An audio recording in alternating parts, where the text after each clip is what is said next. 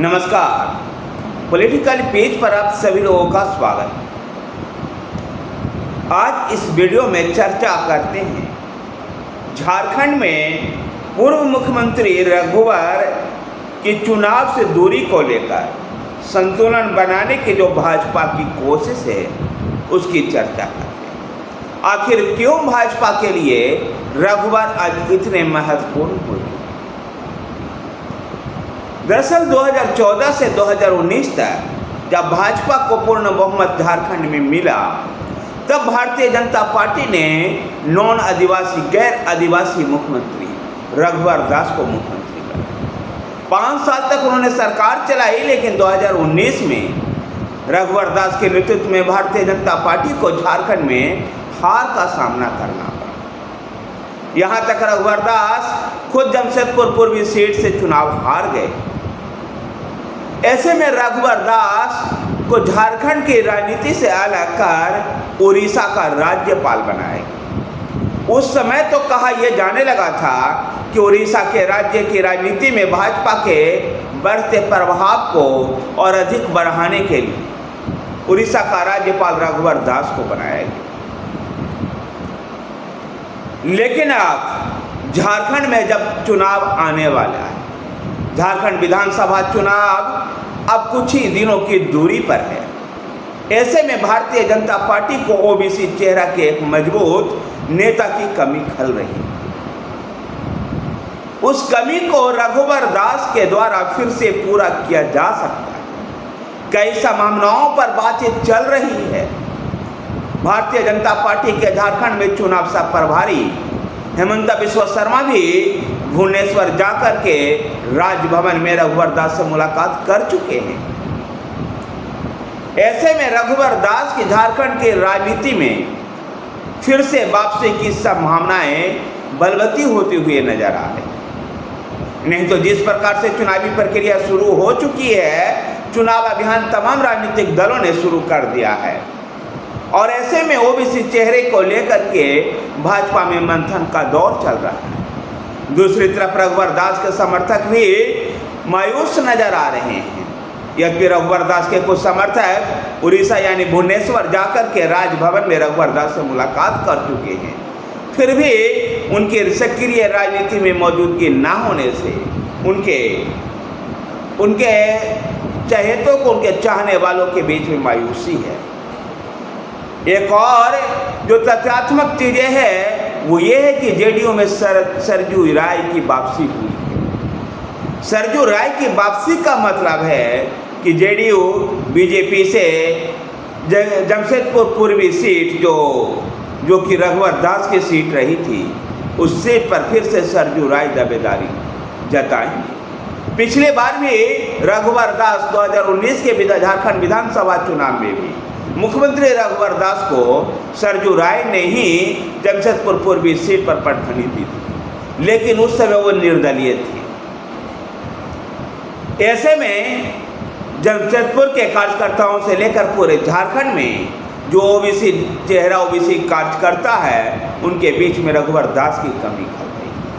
हेमंत बिस्वा शर्मा और शिवराज सिंह चौहान भी इस प्रयास में लगे हुए हैं कि रघुवर दास की झारखंड की राजनीति में वापसी हो और झारखंड में फिर से एक बार सभी सामाजिक वर्गों में मजबूत नेतृत्व सामने नजर आए।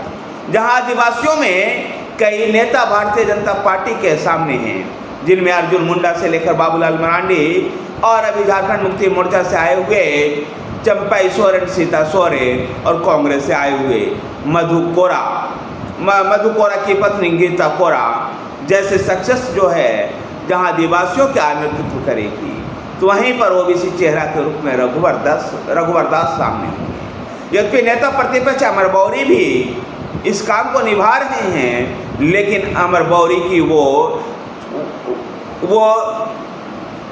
बौरी का वो प्रभाव उतना नहीं है जितना कि रघुवर दास का है। ऐसे में भारतीय जनता पार्टी रघुवर दास को फिर से झारखंड की राजनीति में सक्रिय कर सकती है।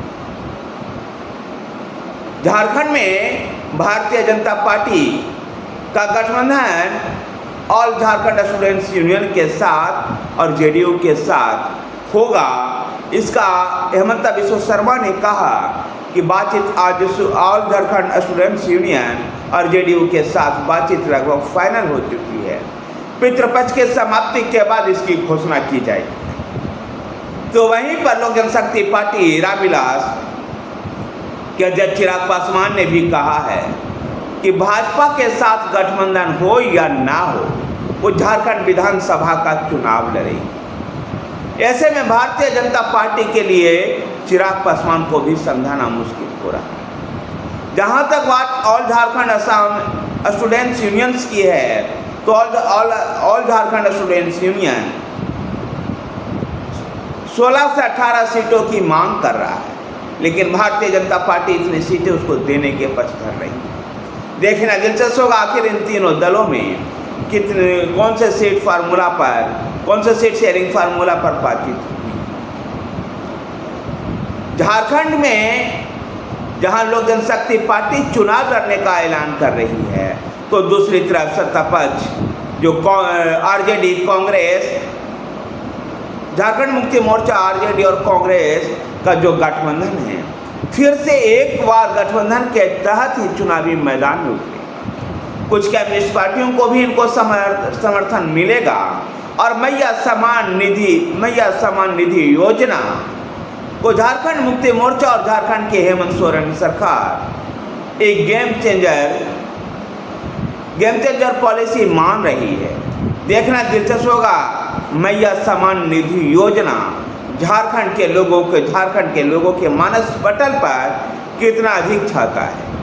जबकि हेमंत सोरेन को चुनौती देने के लिए कई तरह के हथकंडे को भारतीय जनता पार्टी अपना रही, जिनमें झारखंड मुक्ति मोर्चा के खास सहयोगी रहे चंपाई सोरेन को अपनी तरफ ला करके आदिवासियों को साधने का प्रयास कर रही। पिछले विधानसभा चुनाव 2019 में भी आदिवासी क्षेत्रों में भारतीय जनता पार्टी का फीका प्रदर्शन ही उसको सत्ता से दूर कर दिया था। तो अभी लोकसभा का चुनाव जो संपन्न हुआ है 2024 में, इसमें भी भारतीय जनता पार्टी वो पांचों के पांचों सीटें हार गई जो शेड्यूल्ड ट्राइब्स रिजर्व सीटें थी। ऐसे में भारतीय जनता पार्टी आदिवासी बहुल क्षेत्रों पर विशेष फोकस कर रही है और अपने सभी तमाम बड़े नेताओं को जो आदिवासी फेस हैं उन सभी को चुनाव मैदान में उतारा जाएगा। चाहे वो अर्जुन मुंडा हो, बाबूलाल मरांडी हो, चंपाई सोरेन हो या सीता सोरेन या फिर गीता कोरा हो, इन सभी को चुनाव मैदान में उतार कर भारतीय जनता पार्टी आदिवासियों में अपनी पैठ को और मजबूत करना चाहती है। देखना दिलचस्प होगा कि आने वाले दिनों में भारतीय जनता पार्टी और झारखंड मुक्ति मोर्चा के बीच में जो सीधा चुनावी मुकाबला दिखाई दे रहा है, उसमें कौन बाजी मार ले जाता है। धन्यवाद साथियों, वीडियो को लाइक कीजिए, शेयर कीजिए, हमारे साथ बने रहने के लिए हमारे चैनल पॉलिटिकल पीच को सब्सक्राइब कीजिए। धन्यवाद।